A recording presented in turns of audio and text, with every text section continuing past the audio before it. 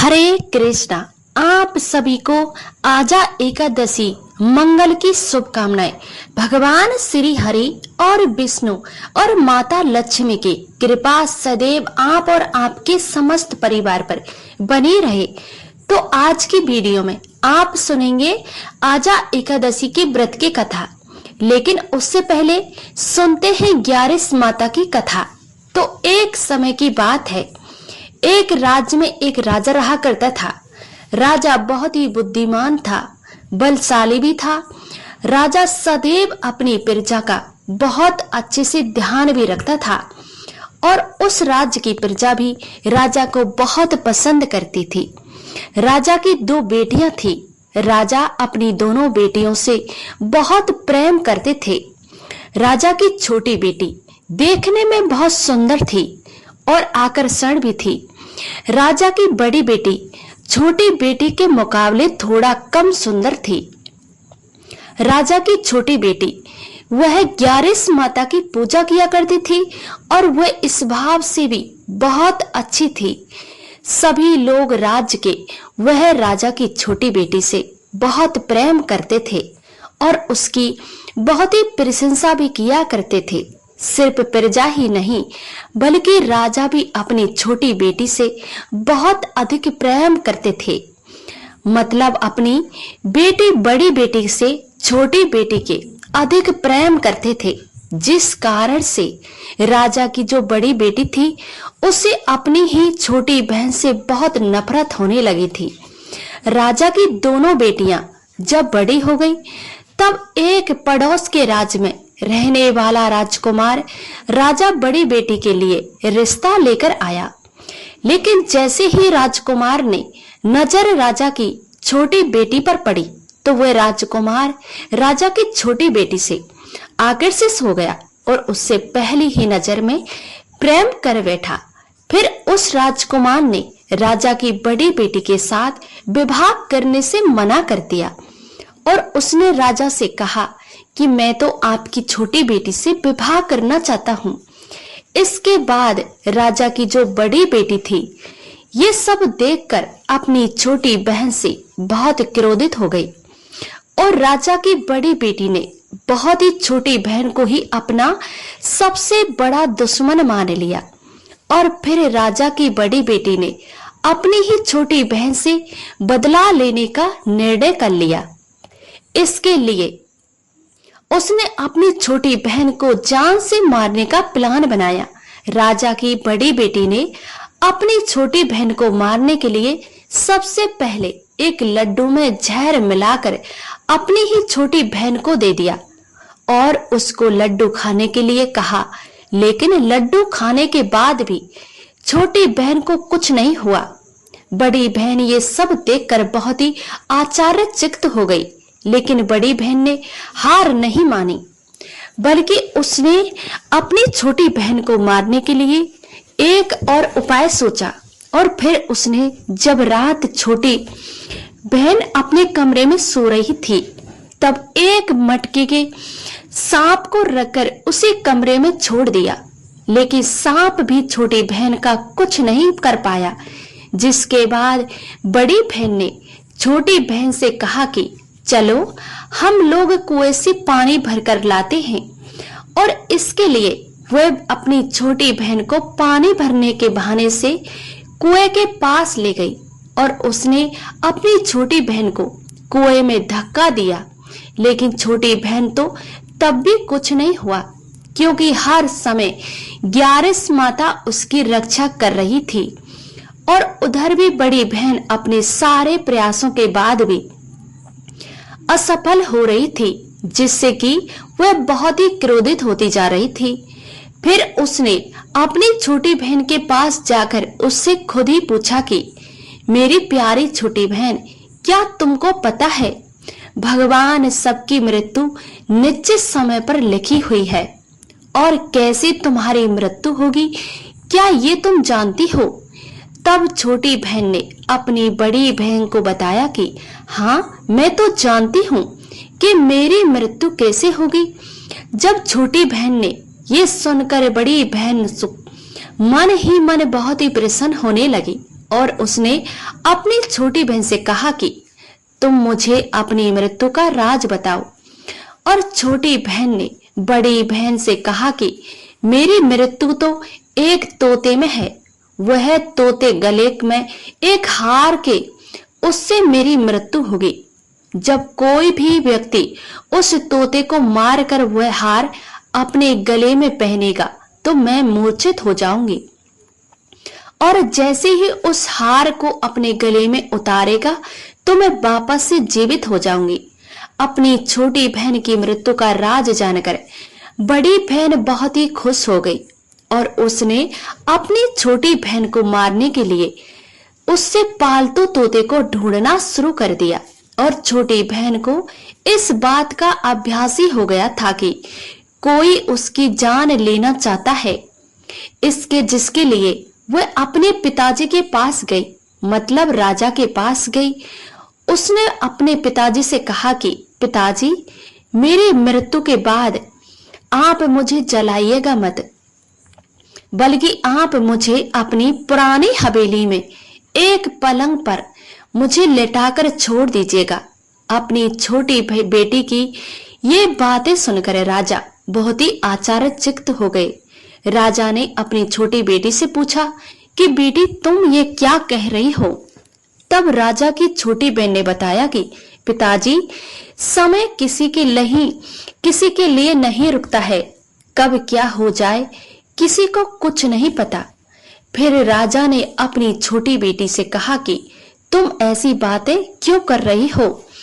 2-3 दिन में तुम्हारा विवाह होने वाला है। छोटी बेटी ने अपने पिताजी को ऐसा करने पर मजबूर कर दिया और उनसे वचन लिया कि राजा ने भी अपनी छोटी की बात स्वीकार कर ली। और 2-3 दिनों के बाद में जब शादी का समय आया, तब राजकुमार बारात लेकर राजा के घर आए और राजकुमार और उसकी छोटी बेटी का विवाह शुरू हो गया। जैसे ही राजा की छोटी बेटी का राजकुमार के साथ फेरे लेना शुरू करते हैं, तो उसकी बड़ी बहन अपनी छोटी बहन के कमरे में जाकर उसके पालतू तोते को पकड़ लेती है और फिर उसको जान से मार देती है और तोते के गले में जो हार था उसको अपने गले में धारण कर लेती है। जैसे ही बड़ी बहन उस हार को अपने गले में धारण करती है, तो उधर छोटी बहन जो कि 3 ही फेरे ले पाती है और बड़ी बहन बेहोश होकर गिर जाती है, जमीन पर गिर जाती है। इसके बाद राजा ने बड़े बड़े वैद्य और हकीमों को बुलवाया और अपनी छोटी बेटी का इलाज करने के लिए वह राजा की बात सुनकर वेदों ने छोटी बेटी को जब चेक किया तो राजा को बताया कि आपकी जो बेटी है, ना तो वह जीवित है और ना ही वह मरी हुई है। ये मैं ऐसा पहली बार देख रहा हूँ। राजा ने वेद और हकीम को ये बात बताने से मना कर दिया और उनको कहा कि अगर तुमने ये बात किसी को भी बाहर बताई तो हम तुम्हारे फांसी दे देंगे। फिर राजा ने अपनी छोटी बेटी को पुराने महल में ले जाकर एक पलंग पर लेटाया, जैसा कि उन्होंने अपनी छोटी बेटी को वचन दिया था। फिर वहां पर कुछ सैनिक तैनात करके राजा वापस अपने महल को आ गए। तभी राजा की बड़ी बेटी राजा के पास आई और कहने लगी, पिताजी, अगर ये शादी संपन्न नहीं हुई तो आपकी तो बड़ी बदनामी होगी। आपकी इज्जत का सवाल है, क्या होगा? तो अगर आप कहें तो मैं आपकी इज्जत बचाने के लिए राजकुमार से शादी करने के लिए तैयार हूं। इसके बाद राजा ने अपनी बड़ी बेटी को बात मान ली। राजा ने बड़ी बेटी को छोटी बेटी से कपड़े पहनाकर मंडप में भेज दिया, लेकिन राजकुमार ये जान गया कि ये राजा की छोटी बेटी नहीं है, बल्कि ये तो राजा की बड़ी बेटी है। लेकिन जब राजकुमार ने शादी के लिए मना किया तो सभी लोगों ने राजकुमार को बेबस करके राजा की बड़ी बेटी से बचे हुए फेरे को संपन्न करवा दिया और विवाह करवा दिया। इसके बाद राजकुमार राजा की बड़ी बेटी को अपने महल में ले जा गया राजकुमार की बड़ी बेटी से ना तो बात करता और ना ही उसको पसंद करता और था, ना ही उसके आसपास भटकता था। राजकुमार ने फैसला किया कि वह अपनी प्रेमिका को अर्थात छोटी राजकुमारी को ढूंढकर ही रहेगा और ये जानकर रहेगा कि उसके साथ क्या हुआ। एक दिन राजकुमार अपने घोड़े पर सवार होकर पुराने महल के पास पहुंच गए, जहां पर उसने कुछ सैनिकों को देखा। महल के पास पहुंचकर राजकुमार ने जब महल को ध्यान से देखा तो वह समझ गया कि ये तो हमारे ससुर जी का ही महल है। तब राजकुमार ने सैनिकों से पूछा कि तुम लोग यहाँ पर क्या कर रहे हो? इस महल के अंदर इस पलंग में कौन लेटा हुआ है? इसके बाद सैनिकों ने बताया कि यहाँ पर तो राजा की छोटी बेटी लेटी है। ये सुनकर राजकुमार बहुत ही प्रसन्न हो गया और वह तुरंत ही अपनी प्रेमिका के पास अर्थात छोटी राजकुमारी के पास पहुंच गया, उसकी सेवा करने लगा। जैसे ही रात हुई तो राजा की छोटी बेटी उठकर खड़ी हो गई। राजकुमार ये देखकर बहुत ही खुश हो गए और अपनी प्रेमिका से पूछने लगा कि तुम यहाँ क्या कर रही हो और तुम मेरे साथ घर चलो। तब राजा की छोटी बेटी ने राजकुमार को सारी बातें बता दी कि मेरी जान एक तोते में बसी थी और मैंने ये बात सिर्फ अपनी बड़ी बहन को ही बताई था। मुझे पता था कि उसने ही मुझे मारने का प्रयास किया है। इसके बाद पास एक हार है जिसको वह सुबह पहन लेती है और रात को उतार देती है। जब तक वह उस हार को पहने रहती है तब तक मैं मूर्छित रहती हूँ और जैसे ही वह हार को उतार देती है तो मैं वापस से जीवित हो जाती हूँ। जब तक मेरी बड़ी बहन के पास वह हार है तब तक मैं ऐसे ही जीवित और मूर्छित होती रहूंगी। अगर मेरी बड़ी बहन के पास जो हार है वो मेरे हाथ लग जाए तो मैं हमेशा के लिए जीवित हो जाऊंगी। राजकुमार ने जब ये बातें सुनी तो राजा की छोटी बेटी के पास ही रहने का निर्णय ले लिया और फिर उसने अपने बचे हुए सारे फेरे उस पलंग पर ही लेटी हुई राजा की छोटी बेटी के साथ ले लिए और अपना विवाह पूर्ण कर लिया और फिर बड़ी वहीं पर रहने लगा। देखते ही देखते कुछ समय राजा की छोटी बेटी का और राजकुमार की पत्नी गर्भवती हो गई। एक दिन राजकुमार को किसी काम से बाहर जाना था। तब छोटी राजकुमारी ने पेट में बहुत तेज से दर्द होने लगा। इसके बाद उसने 11 माता का आवाहन किया। इसके बाद वहां पर 11 माता प्रकट हुई और उन्होंने अपने भक्त के दर्द को दूर किया, एक पुत्र की प्राप्ति करवाई और बड़ी पर अचानक से राजकुमार भी आ गया।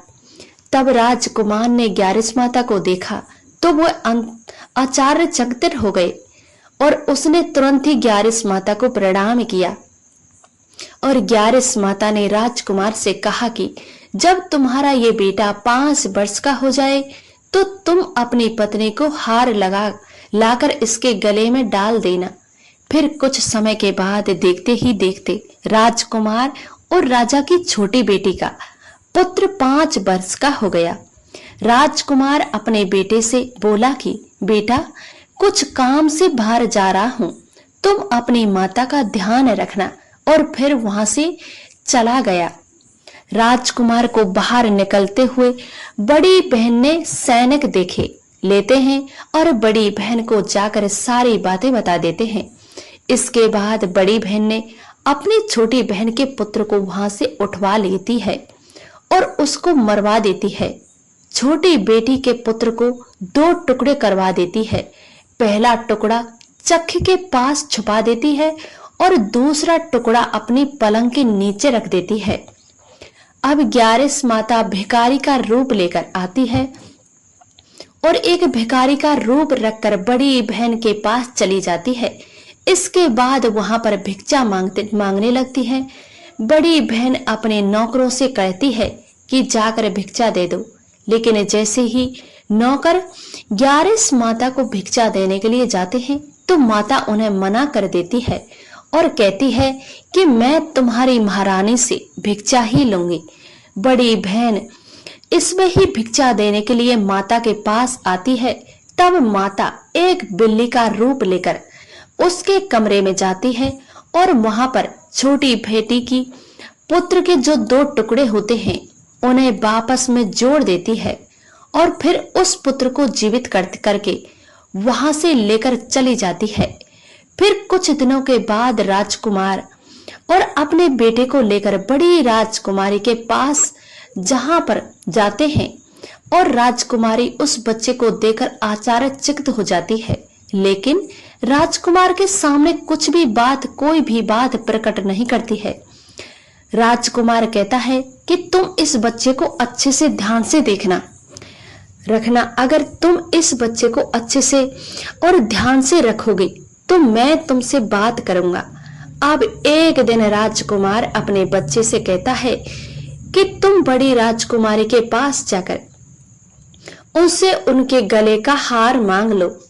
और इसके बाद राजकुमार का लड़का अपनी मम्मी के पास अर्थात अपनी बड़ी राजकुमारी के पास जाकर कहता है, मम्मी मुझे तुम्हारा हार चाहिए जो तुमने गले में पहन रखा है। ये सुनकर पहले तो बड़ी बहन बड़ी ही अर्थात हैरान सी होती है और राजकुमारी बहुत ही क्रोधित होती है, परंतु उसको याद आता है राजकुमार ने कहा था कि अगर मैं इस बच्चे का ध्यान अच्छे से रखूंगी तो वो मुझसे बात करेंगे। इसलिए वो उस बच्चे को उस हार को दे देती है और तुरंत ही वो बच्चा उस हार को लेकर जाता है और अपने पिताजी को अर्थात राजकुमार को दे देता है। तभी राजकुमार अपने बेटे को लेकर वहां से जाने लगता है और फिर बड़ी राजकुमार से कहता है कि तुम हमारे लिए खाना बनाकर रखना, मैं शाम को आकर तुम्हारे साथ खाना खाऊंगा। और अपने बेटे को लेकर वहां से चला जाता है। इसके बाद राजा के पास जाता है और उनको सारी बातें बताता है। अपनी बड़ी बेटी की ऐसी करतूत सुनकर बहुत ही क्रोधित होते हैं और अपनी परवरिश पर ही दोष देने लगते हैं। राजकुमार को अपनी छोटी बेटी के साथ रहने के लिए आदेश दे देते हैं। ग्यारिस माता की कृपा से राजकुमार और राजा की छोटी बेटी अपने बच्चे के साथ बहुत ही प्रेम सुख पूर्वक अपना जीवन बिताते हैं। हे ग्यारिस माता, जैसे आपने राजा की बेटी छोटी बेटी की कृपा करी वैसे ही हम सब पर भी करना। कहानी कहने वाले और सुनने वाले, हुकार भरने वाले सब पर अपनी कृपा बरस बनाए रखना। तो प्रेम से बोलिए ग्यारिस माता की जय। आइए आजा एकादशी व्रत कथा सुनते हैं, जिसके पढ़ने और सुनने मात्र से पापों का नाश हो जाता है और अनंत ही गुण पुण्य फल की प्राप्ति होती है। और इस कथा को इसमें भगवान श्री कृष्ण ने युधिष्ठिर सहित अन्य पांडवों को सुनाया था। युधिष्ठिर कहते हैं, हे पुण्य कृषिकाक्ष, मैंने श्रवण शुक्ल एकादशी अर्थात पुत्रा एकादशी का सविस्तार वर्णन सुना है। अब आप कृपया करके मुझे भाद्रपद मास के कृष्ण पक्ष की एकादशी विषय के भी बतलाइए। इस एकादशी का नाम क्या है और इसके व्रत का क्या विधान है? इस एकादशी का व्रत धारण करने से किस फल की प्राप्ति होती है? तब भगवान श्री कृष्ण कहते हैं, हे कुंती पुत्र, भाद्रपद के मास के कृष्ण पक्ष की एकादशी को आजा एकादशी कहते हैं।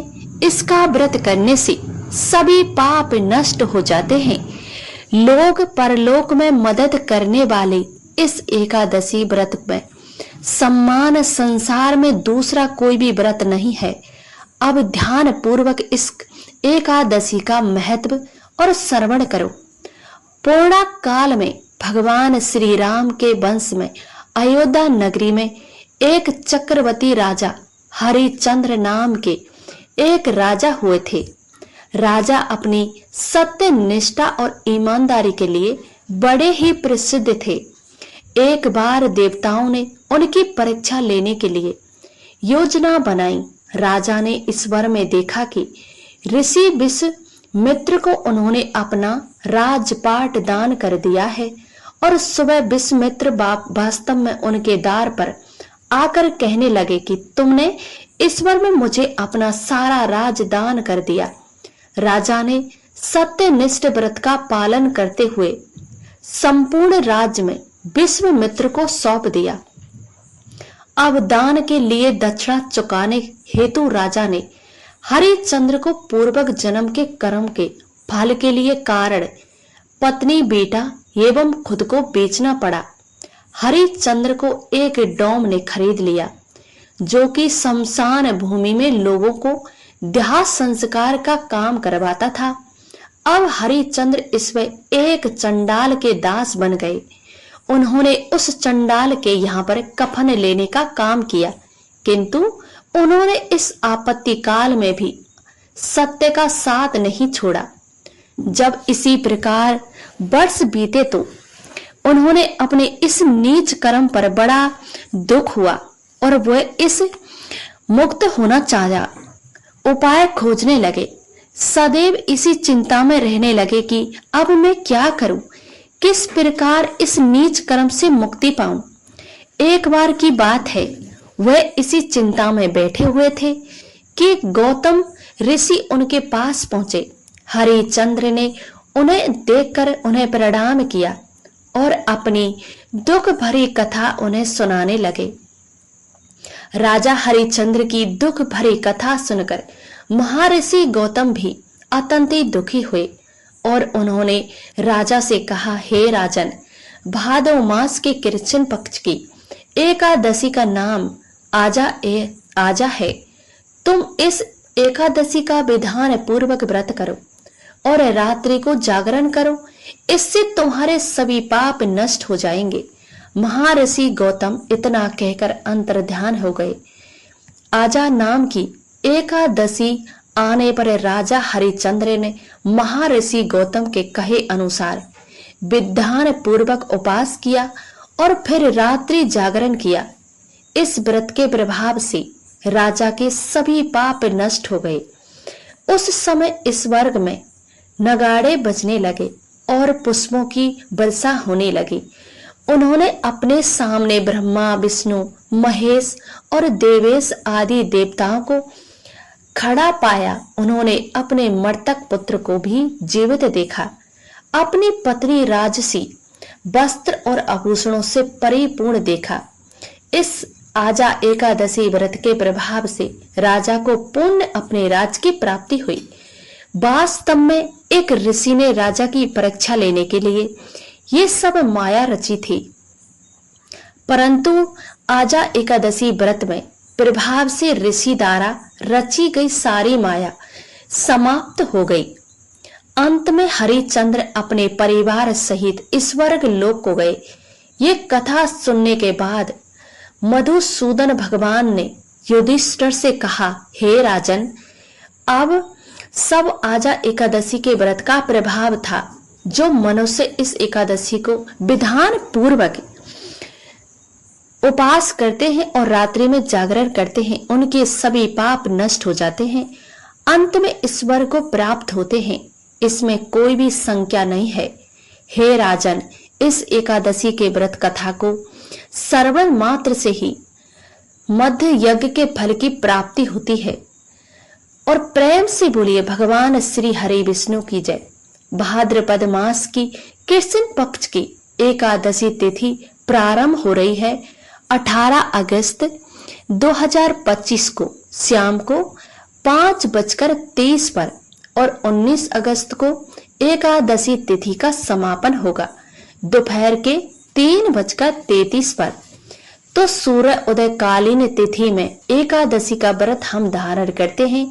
ऐसे में 19 अगस्त 2025 को यानी कि मंगलवार के दिन आजा एकादशी का व्रत हमें धारण करना है। आजा एकादशी पर बहुत सारे शुभ योग हमें प्राप्त हो रहे हैं, जैसे कि इस दिन सिद्धि योग, शिववास योग। ऐसे शुभ योगों में जब हम व्रत धारण करते हैं तो पूजा करते हैं तो भगवान विष्णु तो उसका फल हमें कई गुना होकर प्राप्त होता है और जन्म जन्मतार के तक पाप प्राप्त होता है। इसीलिए बहुत ही शुभ योग है, व्रत करे या ना करे, भगवान श्री हरि विष्णु की आराधना अवश्य कीजिएगा। 19 अगस्त को सूर्यकाल का समय है सुबह 5:53 पर और सूर्य अस्त का समय है शाम को 6:56 पर। एकादशी के दिन ब्रह्म मुहूर्त में स्नान करना चाहिए। तो ब्रह्म मुहूर्त का समय है सुबह के 4:05 से लेकर सुबह के 5:15 तक। अभिजीत मुहूर्त का समय है दोपहर के 12 बजे से 12:55 तक। अभिजीत मुहूर्त में आप कोई भी शुभ कार्य कर सकते हैं। बात करें राहु काल की तो मंगलवार का दिन है और मंगलवार के दिन राहु काल का समय होता है दोपहर में 3 बजे दोपहर के 4:30 तक। राहु काल में कोई भी शुभ कार्य आपको नहीं करना चाहिए। अब जानते हैं कि अजा एकादशी के पारण करने का शुभ मुहूर्त क्या है। तो देखिए, एकादशी का पारण द्वादशी तिथि में करते हैं और द्वादशी तिथि का प्रभाव 19 अगस्त को दोपहर में 3:33 पर होगा। द्वादशी तिथि का समापन 20 अगस्त 2025 को दोपहर में 1:58 पर हो रहा है। तो एकादशी व्रत के पारण करने का जो शुभ मुहूर्त प्राप्त होगा 20 अगस्त 2025 यानी कि बुधवार के दिन सुबह 5:53 से सुबह के 9 बजे तक आप एकादशी व्रत का पारण कर सकते हैं, व्रत खोल सकते हैं। एकादशी का व्रत अगर आप करते हैं तो एक दिन पहले ही आपको 10वीं तिथि के नियम का पालन करना होता है। 10वीं तिथि के दिन आपको शुद्ध सात्विक भोजन लेना, ब्रह्मचर्य का पालन करना और भूमि पर शयन करना। अगर असंभव हो तो एकादशी के दिन आपको ब्रह्म मुहूर्त में उठना है। उठकर नित्य कर्मों से निर्वृत्त हो जाइए, स्नान कर लीजिए। इसके बाद भगवान सूर्यदेव को जल देकर अपने घर के मंदिर में विधि विधान से भगवान श्री हरि विष्णु की आराधना कर लीजिए। अच्छा व्रत का संकल्प लेना अत्यंत ही आवश्यक होता है। तो व्रत का संकल्प लेकर ही व्रत का प्रभावित कीजिए, ठीक है। तो फिर दिन भर आपको व्रत धारण करना है। व्रत में आप फलहार कर सकते हैं, जलहार कर सकते हैं या फिर चाहे तो निर्जला भी रख सकते हैं, जैसे भी आपकी अपनी इच्छा हो। फिर शाम के समय विधि विधान से भगवान श्री विष्णु की आराधना की जा। रात्रि में जागरण करना, अखंड दीप दान करना और भगवान श्री मंत्र का नाम भजन कीर्तन करते हुए रात्रि जागरण करना। आप भगवान गीता का पाठ कर सकते हैं, चाहे तो विष्णु शास्त्र नाम पाठ कर सकते हैं या फिर गजेंद्र मोक्ष का पाठ भी कर सकते हैं। मतलब भगवान श्री विष्णु के मंत्र स्रोत का पाठ करने से अनंत गुण फलों की प्राप्ति होती है और व्रत का संपूर्ण फल प्राप्त होता है। फिर अगले दिन द्वादशी तिथि में एकादशी व्रत का पारण किया जाता है शुभ मुहूर्त में, ठीक है। तो उम्मीद करती हूँ ये जानकारी आपके लिए उपयोगी होगी। अगर आपको वीडियो अच्छी लगी हो तो लाइक कीजिए, अगर असंभव हो तो वीडियो को शेयर भी कीजिएगा। और चैनल पर पहली बार आए हैं तो अगर अभी तक आपने चैनल को सब्सक्राइब नहीं किया है तो आज की वीडियो अगर आपको अच्छी लगे तो चैनल को सब्सक्राइब जरूर ही कर लीजिए। बेल आइकन बटन को जरूर से प्रेस कर लीजिए ताकि इस चैनल पर आने वाली वीडियो सभी नोटिफिकेशन आपको सही समय पर प्राप्त हो जाए। मैं मिलती हूँ आपसे अगली वीडियो में, तब तक के लिए जय श्री राधे कृष्णा, राधे राधे।